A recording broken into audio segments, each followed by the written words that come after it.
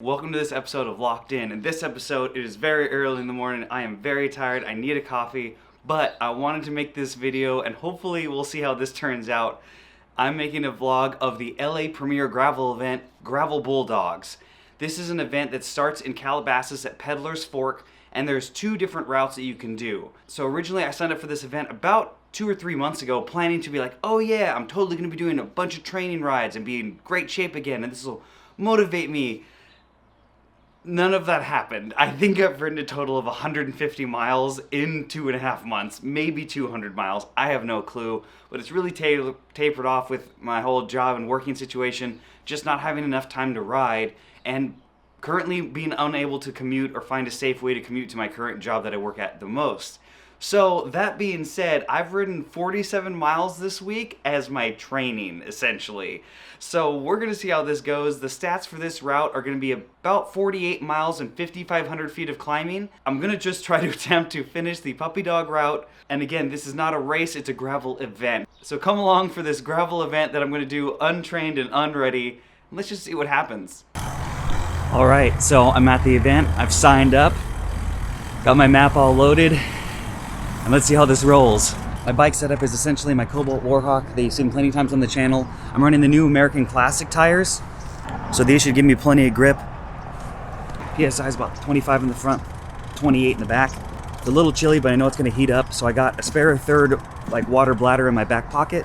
Frame bag full of snacks just in case, because I do eat plant-based and I didn't know how many options they're gonna have. And then you guys are gonna live right in there. All right, let's get rolling.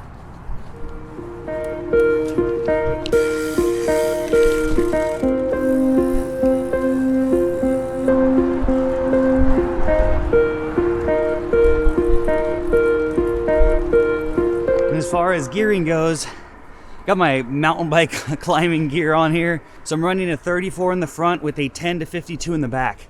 So it's still gonna allow me about 25 to 28 miles an hour on the flats and give me plenty of low climbing gear because I'm gonna need all of it. I swapped back to the beacon bars because they're super shallow and I tend to use the drops a lot more descending on these bars than other ones.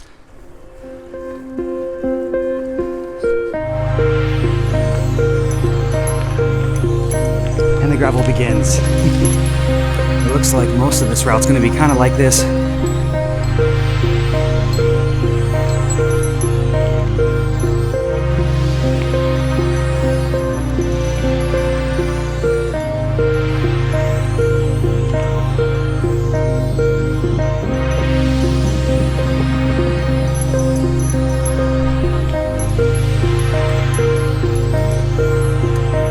Sun's already out.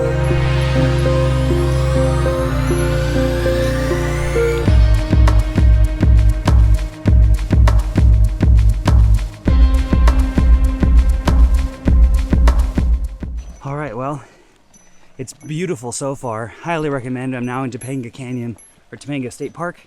I'm right about to crest 1 hour into the ride. Already done 1,000 feet of climbing, and sadly, only 7.1 miles.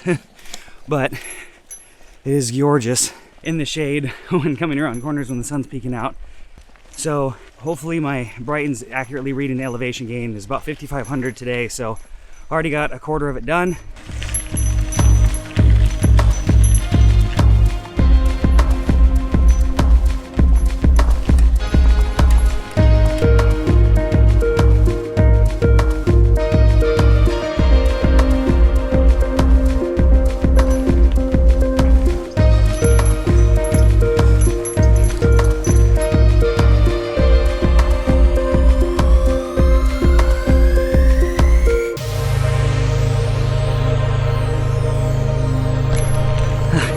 There's hope. I'm 14 miles in. I can see the ocean. Gotta earn it though. Some double-digit climbing. Damn.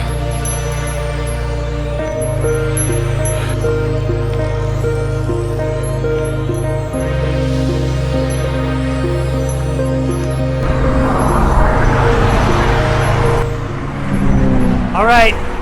Hopefully you can hear me. 17.5 miles in, 2,200 feet of climbing. There's about a 10-mile stretch on PCH, and there's supposed to be an aid station before getting back into the dirt. So if my calculations are correct, we'll have about 2,300 feet of climbing to do in the last section. So I heard there's just 2 really steep sections that are going to be taking up the majority of the time. The first section was a lot more gradual and kind of rolling.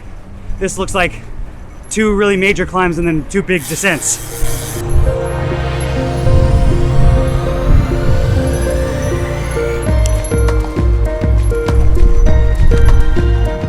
And as far as apparel, I'm wearing my red, white bib shorts, cargo shorts, which are a godsend to bring extra snacks, and the pad's been super comfortable, combined with my Redshift seat post. Highly recommend. And then my custom Fade Gang jersey that I designed that me and Mario raced in a couple cross seasons ago.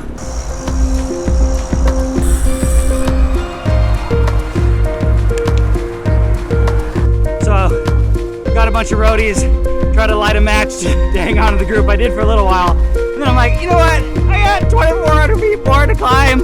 I don't need to show off. Doing 27 miles an hour. Bad decisions. But this is completely the slow and steady wins the race for me. All right, mile 27, 2,600 feet of climbing, just some steady gradients on PCH. Now, time to hit the aid station.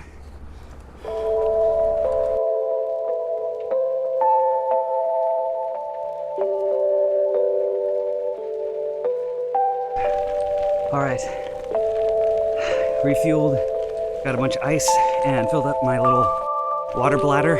Yeah, not doing that today. This is where I gotta finish another 2,000 feet of climbing. So I didn't want to stop too long because there's no shade and this is gonna be the hardest part supposedly. These tires are actually doing really, really well on this terrain.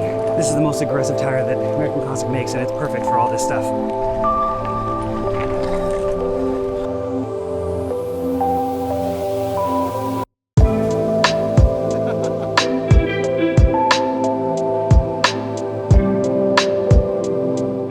You know what's the worst? It's when you run out of signal and you forget to like download music onto your phone. 2, and being stuck in no man's land. Basically, no one around. Everyone I've seen has passed me, so no one's hung with me at my pace. The slow but look pro pace. And yeah, just me alone with my thoughts.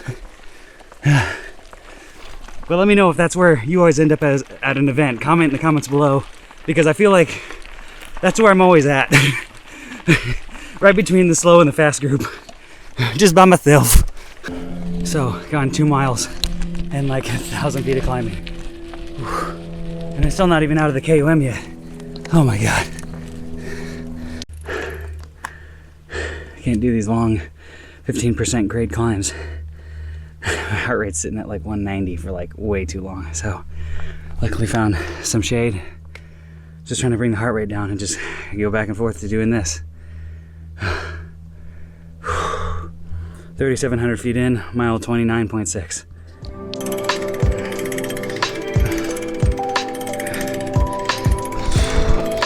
Yeah, I can't do this. Miles of 10 to 15%. Even with this gearing, I'd want lower.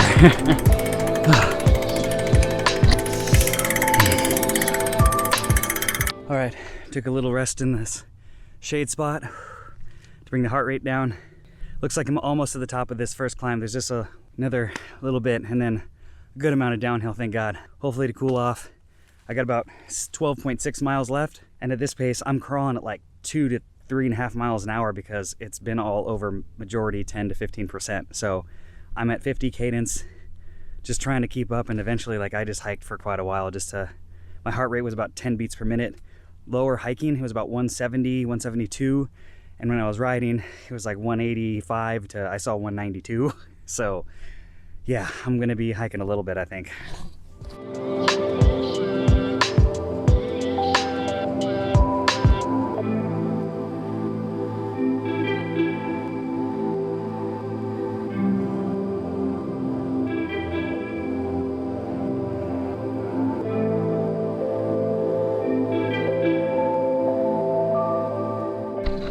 All right, Got a little confusing with this one gate, but we're on this little single track trail. It's pretty cool because it's in the shade at least. Welcome addition. Mile 32, 4,300 feet of climbing, so just 1,000 feet left, baby. Ooh, man, it was rough. It was rough for a bit.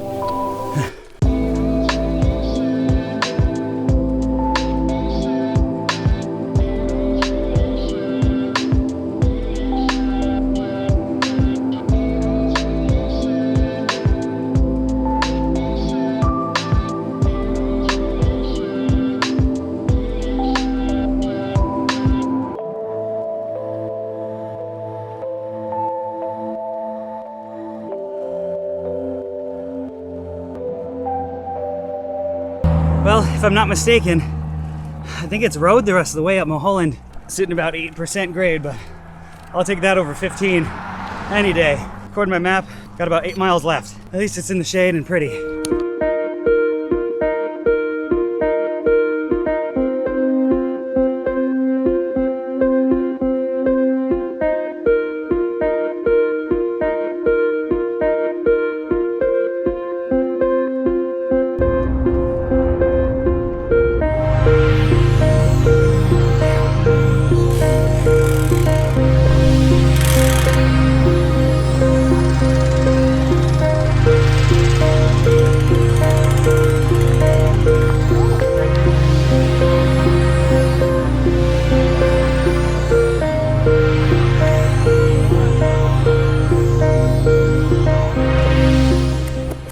So wow, what an event. I wanted to just kind of collect myself after and enjoy it and relax, so I didn't film anything about my stats. So that's what this portion of the video is like, and my overall experience, what was good, what was bad, and what would I change if I did it again.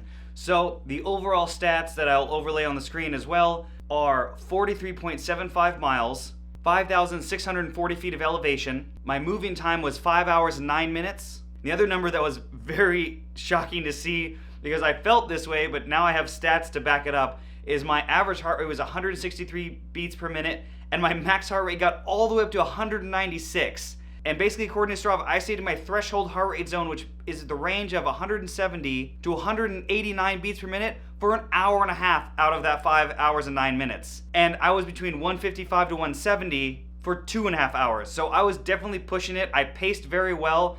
But that threshold effort, I don't think I've ever been in that threshold zone for that long on a ride, period. So the good was my pacing. I kept it really mellow. Again, like I stated in the vlog, try to stay at or under 150 watts as much as I could, and obviously bumping it up when I had to, because anything over 10% grade with my gearing that I was on, I had to go over that kind of wattage, obviously, just to keep the bike upright.